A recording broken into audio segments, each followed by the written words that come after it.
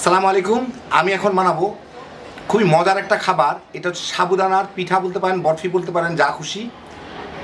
জিনিসটা খাইলে কেউ বুঝবেও না এটা সাবুদানার, অথবা সাগুদানা অ্যাকচুয়ালি আসল নামটা। তৈরি করা যেমন সহজ, খাইতে তেমন মজা। ঝটপট তৈরি করে ফেলা যায়। তো আসেন দেখি শুরু করা যাক।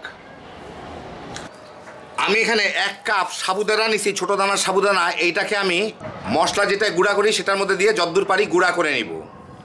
আমি একটা কড়াইয়ে 1 টেবিল চামচের মতো ঘি দিলাম। ঘিটা একটু গলে নিক, কম দিলেও হয়, 1 টেবিল চামচ হয়তো হয় নাই, যাই হোক মোটামুটি একটা ঘি দিলাম আর কি। এখন এই ঘিটার মধ্যে আমি এই যে সাবুদানাগুলা গুঁড়া করে রাখছি, পুরা গুঁড়া হয় না কিন্তু, যে কোনো মেশিনেই দেন না কেন, একমাত্র কমার্শিয়াল মেশিন ছাড়া একটু দানা দানা থাকে, দানা দানা থাকুক, ওইটা দিব। দিয়ে আমার এটাকে একটু ভেজে নিতে হবে, কিন্তু খেয়াল রাখতে হবে সাবুদানাটা যাতে পুড়ে না যায়। সাদাটে সাদাটে অবস্থায় ভাজতে হবে এটাকে আমার। আর ঘিটা ভালো মতো সব সাবুদানাটার সাথে মিলে যায়। হালকা আছে আমি এটাকে 4-5 মিনিট একটু ভাজ, খুব নেড়ে নেড়ে যাতে ঘিটা সব জায়গায় মিলে যেতে পারে আর কি। প্রায় 6-7 মিনিট ভাজলাম, ঘিগুলা ভালো মতোই মিলে গেছে, বেশ গরম হয়ে গেছে। এটা খুব বেশি না, বাদামি যাতে না হয়। আমি এখন চুলাটা বন্ধ করে দিই। দিয়ে এর সাথে আমি একটু বাদামের কুচি করে রাখছি, অপশনাল, দিতে পারেন নাও দিতে পারেন, ওটা দিয়ে রাখি। আর কিছু প্রায় 2 টেবিল চামচ ডেজিকেটেড কোকোনাট, মানে শুকনা নারিকেলের গুঁড়া, এগুলা দিয়ে রাখি। আপনার ইচ্ছা করলে নারিকেল এমনি ভিজাটাও দিতে পারেন, কোনো অসুবিধা নাই, খাইতে টেস্ট ভালো হয়, সেই জন্য দিলাম আর কি। দিয়ে এর সাথে একটু মিশায় রেখে দিই। এর থেকে আমি কড়াই থেকে উঠে একটা প্লেটের মধ্যে রেখে দিব, কারণ কড়াইটার মধ্যে আমি এখন দুধটাকে জাল দিই। এইখানে আমি 2 কাপ দুধ দিয়ে নিছি। এই দুধটাকে আমি একটু বরফ দিয়ে নিব। একই সাথে দুধের মধ্যে আমি 1 চা চামচের একটু কম এলাচির গুঁড়া দিয়ে দিলাম, ফ্লেভারটা ভালো আসবে। দুধটায় বলক আসার সাথে সাথে আমি এর মধ্যে 1.25 কাপের মতো চিনি দিব। চিনি দিয়ে এটাকে মিলাই দিই।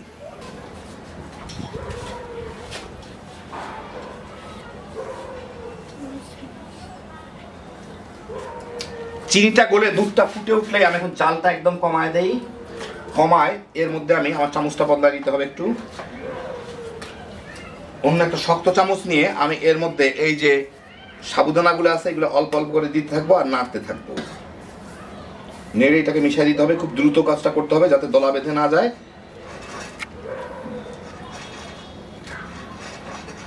কারণ সাবুদানাগুলো এখন ফুলতে থাকবে।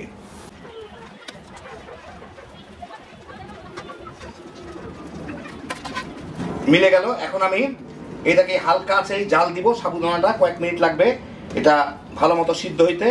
সিদ্ধ হলে এটা ঘন হয়ে যাবে। আর আশেপাশে লেগে গেলে এভাবে চেষে দিব। যত কম জাল সম্ভব তত কম জালে রেখে আমি এটা করবো। এই জালটা আর একটু কমায় দিই।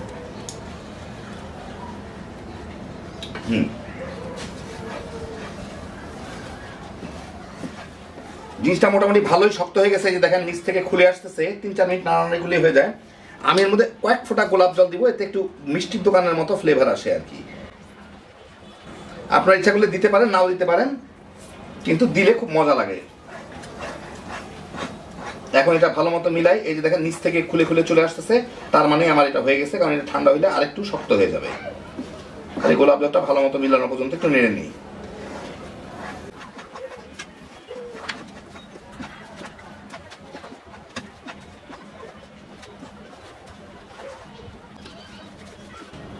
আশেপাশটা চেঁচে চেঁচে নিয়ে নিচ্ছি। এটা মোটামুটি ভালোই শক্ত হয়ে গেছে, সবকিছু ভালো মতোই মিলে গেছে। একদম চতুর্দিক থেকে খুলে খুলে চলে আসতেছে সবকিছুই, তার মানেই হয়ে গেছে। আমি এটাকে এখন চুলার জালটা বন্ধ করে একটা ছাঁচে ঢেলে নিব। আপনারা নিজেরাই বুঝবেন যে এটা কিন্তু ঠান্ডা হলে আর একটু শক্ত হয়ে যাবে, তো সেই অনুযায়ী নামাবেন। কেউ নরম রাখতে চাইলে নরম, শক্ত রাখতে চাইলে শক্ত। এখানে আমি 8 ইঞ্চি বাই 8 ইঞ্চি একটা 4 কোণাতে প্যানে একটু বেকিং শিট লাগাই নিছি। ওইটার মধ্যে আমি এখন এই হালুয়াগুলাকে মানে এটাকে ঢেলে দিব।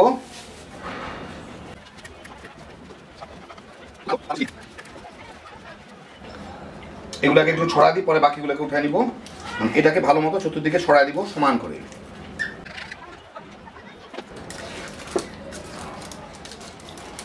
এখন আমি এটার উপরে আরেকটা কাগজ বিছায় এটাকে একটু চাপ দিয়ে সোজা করে দিব। প্রচন্ড গরম, সেই জন্য আমি একটা অন্য কিছু দিয়ে এটাকে চাপ দিয়ে দিয়ে সমান করে দিব। আর নরম থাকতে থাকতেই কোনো দিকে বেশি কোনো দিকে কম গেলে চেপে চুপে ওইদিকে নিয়ে যাব।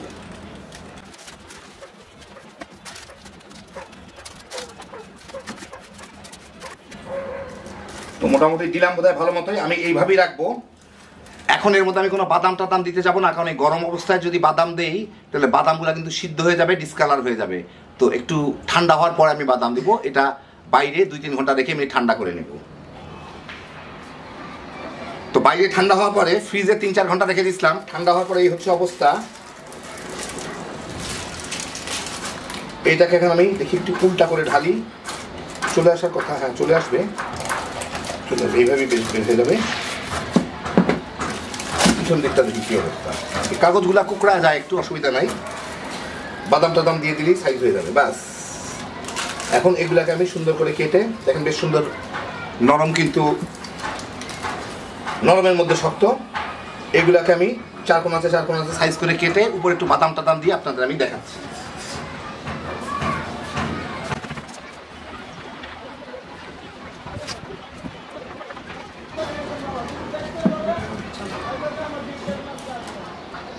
তো বেশ অনেকগুলা পিসি করে নিলাম। এখন এগুলোর উপরে একটু বাদাম টাদাম দিয়ে, যদিও ভিতরে বাদাম আছে, তারপরে একটু উপরে বাদাম টাদাম দিয়ে আমার অসাধারণ সৌন্দর্য জ্ঞান দেখায়, আপনাদের একটু সাজায় গুছায় দেখাই। এই দেখেন হয়ে গেল আমার দানুর মজার সাবুদানার পিঠা কিংবা বরফি যাই বলেন না কেন। খুব সহজে তৈরি, দারুণ মজার একটা জিনিস, একবার বানাইলেই বুঝবেন। বাচ্চা বড় সবারই পছন্দ হবে। আমি তুলনামূলক চিনি একটু কম দিছি, এইভাবে বানাইলেই ভালো করবেন। বেশি চিনি হলে মুখ মেরে আসে, যারা না জানে তারা বুঝবেনই না যে এটা সাবুদানা দিয়ে তৈরি অথবা সাগুদানা দিয়ে তৈরি। হ্যাপি জোশের একটা আইটেম। তো যারা বরফি কিংবা এই ধরনের জিনিস পছন্দ করেন একবার বানায় দেখেন, সহজেই বানায় তামা তামা করে খায় ফেলাইতে পারবেন। বাচ্চা বড় সবার পছন্দ হবে। আল্লাহ আপনাদের সবাইকে ভালো রাখুন, সুস্থ রাখুন, নিরাপদে রাখুন। ইনশাল্লাহ বেঁচে থাকলে আবার দেখা হবে। আল্লাহ হাফিজ।